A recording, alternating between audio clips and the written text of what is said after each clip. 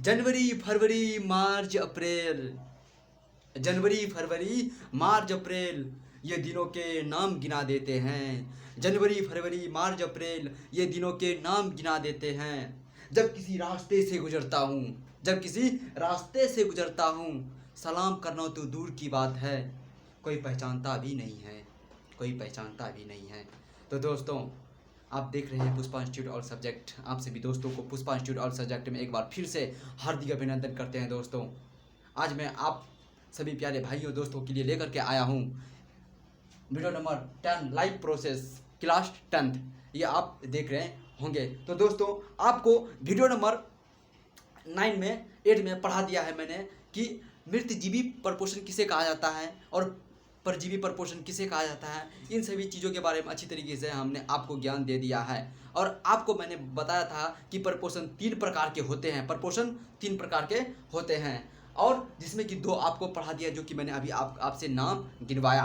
आइए दोस्तों, अब तीसरा में आते हैं। तीसरा क्या है? प्राणी संपोषी किसे कहा जाता है। यहाँ पर आपके सामने आपके बोर्ड के आगे पर लिखा हुआ है दोस्तों कि प्राणी संपोषण क्या है, प्राणी संपोषी किसे कहा जाता है, प्राणी संपोषण जीव क्या है, what is holozoic nutrition, what is holozoic nutrition किसे कहा जाता है। तो दोस्तों, टाइम को बिना व्यस्त किए हुए गवाए हुए हम अपनी गोल की ओर बढ़ते हैं कि प्राणी संपोषण जीव क्या है या किसे कहा जाता है। तो दोस्तों, आप जानते हैं प्राणी संपोषण किस मतलब कि क्या है? ऐसे जीव जो अपना भोजन किसी दूसरे जीवों पर स्थित रह करके, क्या दोस्तों, स्थित रह करके मतलब कि आश्रित रह करके अपना भोजन ठोस तथा तरल के रूप में करता है, ठोस तथा तरल के रूप में करता है, उसे प्राणी संपोषण कहा जाता है। मैंने क्या बोला दोस्तों? ऐसे जीव जो अपना भोजन या प्रपोर्शन की वो विधि जिसमें जीव अपना भोजन,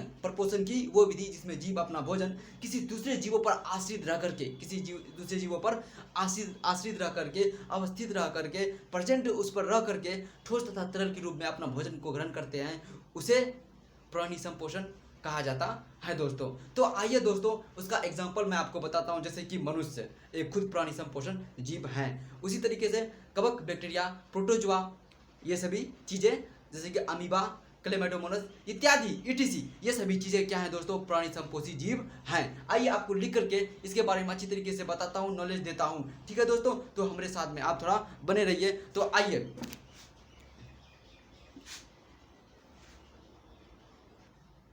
आइए दोस्तों, मैंने आपको बताया कि प्राणी संपोषण क्या है, व्हाट इज होलोजोइक न्यूट्रिशन क्या है, क्या किसे कहा जाता है, उसके बारे में मैंने आपको अच्छी तरीके से बताया। तो लिख करके आपके सामने लाया हूं, आप देखिए, आपको थोड़ा बताने का कोशिश करता हूं, प्लीज आप समझने की कोशिश कीजिएगा दोस्तों, मेरे प्यारे भाइयों। ठीक है, आइए देखिए कि प्राणी संपोषण क्या है, व्हाट इज होलोजोइक न्यूट्रिशन किसे कहा जाता है। तो लिखें दोस्तों कि प्रपोर्शन की वो विधि जिसमें जीव अपना भोजन दूसरे जीवों में आश्रित होकर के, जीव अपना भोजन दूसरे जीवों में आश्रित होकर के ठोस तथा तरल के रूप में करता है, उसे प्राणी संपोषण कहा जाता है, एग्जाम्पल मनुष्य, कवक, बैक्टीरिया तथा प्रोटोजोआ। दोस्तों, मेरे प्यारे भाइयों, अगर आप हमसे ये पूछेंगे, अगर आपका मन में ये सवाल अगर आ रही होगी कि तरल और ठोस का मतलब आप क्या समझ रहे हैं? चावल, रोटी, ETC और भी कुछ हो सकता है, ये हुआ ठोस। और तरल का अगर बात किया जाए, तरल तो आप जानते हैं तरल का मतलब हुआ कि द्रव। क्या हुआ? द्रव। जैसे कि कोई जानवर मर जाता है तो उसका खून को पी लेता है, कौन? कवक, बैक्टीरिया, प्रोटोजोआ, ये सभी चीजें जो पी लेता है उसका खून को, वो जो खाना जो खाता है, ये कवक, बैक्टीरिया, प्रोटोजोआ किस रूप में खाता है मेरे दोस्तों? किस रूप में खाता है? द्रव के रूप में खाता है, तरल के रूप में खाता है, उसी को कहा जाता है तरल, है ना। मतलब कि तरल का मतलब द्रव। तो दोस्तों, आप तो जानते हैं ना इस बात को दोस्तों, हमको बताने का कोई जरूरत नहीं है कि कोई चीज़ अगर मर जाता है, कोई जीव मर जाता है, तो आप देखते हैं कि कुछ दिनों के बाद वो अपने आप खत्म हो जाता है, या भैंस, गौरू, माल, जाल या कुछ भी मर जाता है, तो या आदमी ही मर जाता है तो उसका हड्डी बच जाता है, सिर्फ हड्डी बच जाता है, मांस, मीट खत्म हो जाता है। आखिर कौन उसको सड़ा गला देता है मेरे प्यारे दोस्तों, मेरे प्यारे भाइयों? वही कवक, बैक्टीरिया, प्रोटोजोआ का ये सबसे बड़ा महत्वपूर्ण काम होता है, कार्य होता है दोस्तों। ठीक है, आइए आशा करते हैं कि बातें आपको समझ में आई होगी, है ना। अब नीचे में मैंने यहाँ पर आपको दिखाई दे प्राणी संपोषी जीव किसे कहा जाता है, प्राणी संपोषी जीव किसे कहा जाता है। यहाँ पर फर्क क्या है? वही जो कि मृतजीवी, परजीवी के बारे में आप पैरासिटिक न्यूट्रिशन के बारे में पढ़ते थे, ये भी वही है कि प्राणी प्राणी समपोषी जीव क्या है? प्राणी समपोषी जीव कहा जाता है ऐसे जीव जो अपना भोजन प्राणी समपोषण विधि द्वारा ग्रहण करते हैं, उसे प्राणी समपोषी जीव कहा जाता है या प्राणी समभोजी कहा जाता है। प्राणी समभोजी कहा जाता है। तो दोस्तों उसका एग्जाम्पल भी लिखे हैं, जो एग्जाम्पल यहाँ पर है वही एग्जाम्पल यहाँ पर भी है। मनुष्य, कुत्ता, कबक ईटीसी। मनुष्य, कुत्ता, कबक, बैक्टीरिया, प्रोटोजोआ ईटीसी, ये सभी चीजें हो सकती हैं दोस्तों। ठीक है, अब हम आते हैं दोस्तों क्वेश्चन आगे की ओर आते हैं। क्वेश्चन आगे में हमको ये कह रहा है कि जीवों में पोषण अनिवार्य है, क्यों? देखिए भैया, क्वेश्चन बहुत मस्त है, बहुत अच्छा है, ये आपको समझना पड़ेगा। लेकिन इससे पहले कि मैं आपसे कुछ बहस करना चाहूँगा दोस्तों, अगर टाइम खराब हो जाएगा तो मैं मानता हूँ कि आपका टाइम खराब होने के लिए मैं नहीं दूंगा दोस्तों। इस पर मैं थोड़ा बहस करना चाहूँगा आपसे कि मतलब कि जीवन में पोषण अनिवार्य है, आखिर क्यों? इस चीज़ को पढ़ने से पहले, इस चीज़ को बोलने से पहले आपको बताना चाहता हूँ दोस्तों, आप बड़े हो चुके हैं, ठीक है। और अब अभी जिस ट्रैक में है, जैसे कि मैट्रिक में कुछ अचीव करना चाहते हैं, गोल अचीव करना चाहते हैं, अगर आप पढ़ रहे हैं तो आपको एक ऐसा फूड खाना पड़ेगा जो कि मतलब कि सिंपली डाइजेशन होता है, आसानी से उसका डाइजेशन हो जाता हो। अगर आप इसी जगह ऐसे फूड को लेंगे जैसे कि चाउमीन, बर्गर, पिज्जा, ये सभी चीज़ों को अगर इंटेक करेंगे, अंदर लेंगे, खाएंगे, तो आपको इंडाइजेशन की प्रक्रिया हो सकती है। अर्थात आपका डाइजेशन सिस्टम जो होता है, पाचन तंत्र, वो आपका खत्म हो सकता है, मतलब खराब हो सकता है। उस वक्त आप अपने मतलब कि पढ़ाई से डाइवर्ट हो सकते हैं। ये वो तो बहुत छोटी सी बात हुई। आज अगर आप काउंसलिंग करो अपना इंडिया में 135 करोड़ की आबादी में आज आप काउंटिंग करोगे तो आपको देखने को मिलेगा कि 95% के मतलब कि पीपल जो हैं केवल क्या खाते हैं, मतलब कि जंक फूड को खाते हैं। जंक फूड का मतलब वही चाउमीन, बर्गर, पिज्जा, उसके बाद बहुत सारे चीज़ होता है, मोमोज। आपको पता है मोमोज क्या है? भैया क्या बताएं, बहुत ख़राब चीज़ होता है मोमोज। आप कभी काल खा लेते हैं, अच्छी बात है। मोमोज ये एक ऐसा जो मैदा का बना हुआ होता है भैया। मैदा जो है ये आपका जैसे ही अंदर जाता है, इंडाइजेशन होने में बहुत प्रक्रिया होती है। उसमें इंडाइजेशन होने में मतलब कि काफ़ी वो ये करता है, मदद करता है, इंडाइजेशन होने में काफ़ी मदद करता है। इंडाइजेशन करने का मतलब ये है कि पाचन आपका नहीं होगा, काफ़ी वो मतलब कि बेकार चीज़ है वही मोमोज। आखिर क्यों? वो इसलिए बेकार चीज़ है दोस्तों क्योंकि जब उसको आप इंटेक करेंगे, जब उसको आप खाएंगे तो आपको लगेगा क्या कि काफ़ी मज़ा आया है, सुख की अनुभूति होगी। आपको क्या होगा? सुख की अनुभूति होगी, चरम सुख की अनुभूति होगी। लेकिन जब डाइजेशन सही से नहीं होगा, आपका मतलब कि पेट जो है, स्टोमैच जो है, मतलब कि आप खुले स्थान में या किसी जगह आप अपना अपशिष्ट पदार्थ को जब बाहर नहीं निकाल पाएंगे जल्दी से, तो आपको बहुत सारी दिक्कतें होंगी। आपको हिमोराइड की संभावना हो सकती है। आपको जब हिमोराइड की संभावना होगी तो आप मतलब कि कॉन्स्टिपेशन के शिकार हो सकते हैं, बबल मोमेंट बन जाएगा। अभी आपको समझ में नहीं आएगा दोस्तों, बहुत छोटी सारी चीज़ है, मैं आप तक इसलिए पहुंचाने का कोशिश कर रहा हूं ताकि आप समझे इन चीज़ों को। आपको एक सिंपल फूड खाना है, ऐसी चीज़ों को खाना है जो कि आसानी से डाइजेशन होता हो, चाहे वो कोई इंसान हो, चाहे वो बड़ा हो, बूढ़ा हो, कोई हो। मैं ये बात नहीं बोल रहा हूँ कि भैया खाओ ही मत, खाओ कभी काल खा लो दोस्त, रोज़ नहीं खाना है। ये सभी चीज़ें इंसानों के माइंड को डाइवर्ट करता है, अगर ये आपको अगर लत लग गया इन सभी चीज़ों का, अगर आपको लत लग गया तो मैं सही बोल रहा हूँ कि आपको मतलब कि आप 60 साल से ज़्यादा नहीं जी पाएंगे। 50 साल होते होते आपका मतलब पूरा का पूरा आप खत्म हो जाएंगे, क्योंकि आपका डाइजेशन खत्म हो जाएगा। जब आपका डाइजेशन ही खत्म हो जाएगा, पाचन तंत्र ही खत्म हो जाएगा, तो आप बताइए आप हेल्दी रह पाएंगे?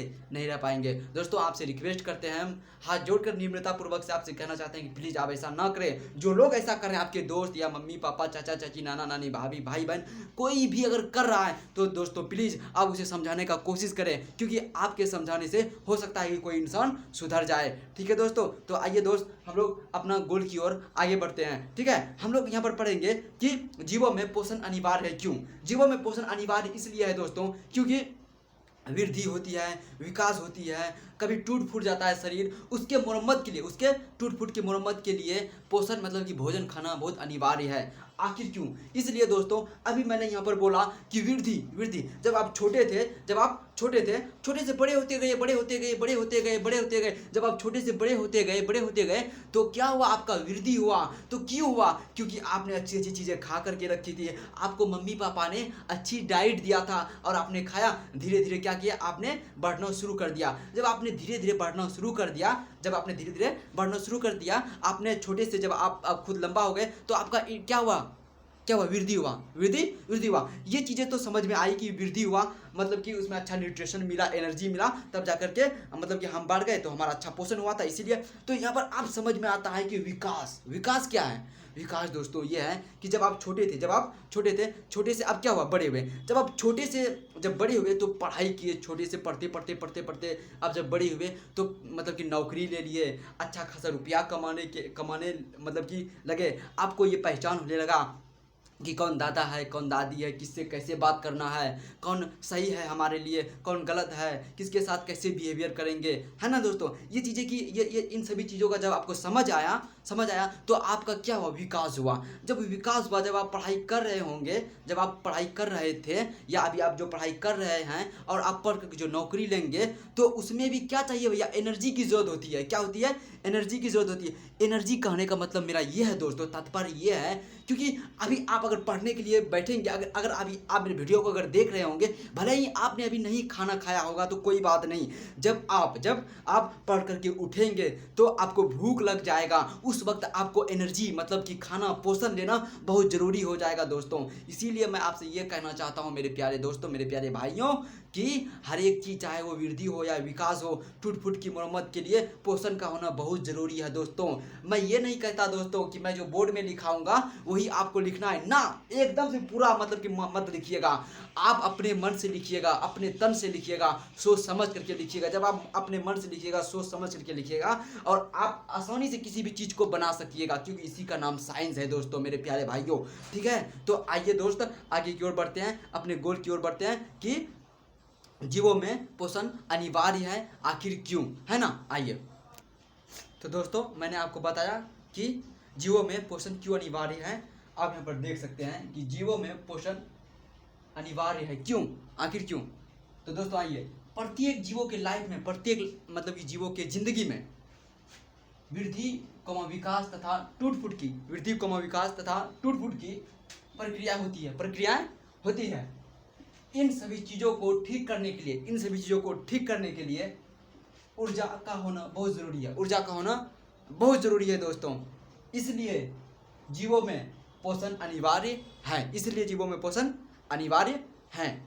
दोस्तों आपने अभी देखा होगा कि दुनिया में आप कोई भी काम कीजिए, आपके साथ में पोषण का होना बहुत ज़रूरी है, अर्थात कोई भी काम करने के लिए एनर्जी का होना बहुत ज़रूरी है।